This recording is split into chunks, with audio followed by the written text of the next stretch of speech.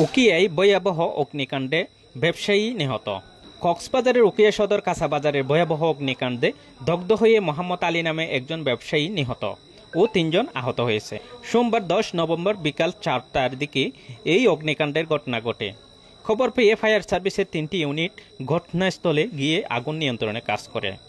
প্রত্যক্ষদর্শীরা জানান, উকিয়া কৃষি ব্যাংক ভবনের পেছনে কাঁচাবাজার সড়কের একটি মার্কেটে আগুন সূত্রপাত হয়।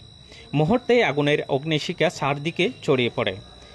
উকিয়া ব্যবসায়ী সমিতির আহ্বায়ক নুরুজ্জামান জানান, আগুন নিয়ন্ত্রণে স্থানীয় জনগণ, পুলিশ ও আইনশৃঙ্খলা বাহিনী সদস্যরা সহ ফায়ার সার্ভিসের ৩টি ইউনিট আগুন নিয়ন্ত্রণে কাজ করে।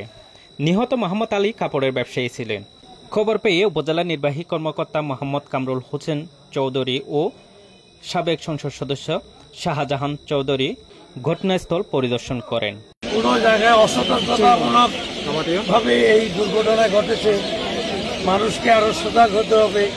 এত ঘনত্ব বসবাসের, এই ঘনত্বের কারণে হয়তো কোনো জায়গা থেকে হয়তো ইলেকট্রিসিটি ফল, অথবা কোনো কেউ বিড়ি সিগারেট খেয়েছে, অথবা অন্য কোনো কিছুগুলো অনুসন্ধান করা হবে, প্রশাসন অনুসন্ধান করবে।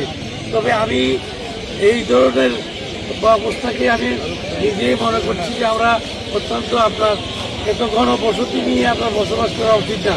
পরিকল্পিতভাবে এই যে থানা সেন্টারগুলিতে যারা বসবাস করে বা দোকান করে, পরিকল্পিতভাবে দোকানপাটগুলি তৈরি করা উচিত এবং ইলেকট্রিসিটি ব্যবহার অত্যন্ত কেয়ারফুল হওয়া উচিত।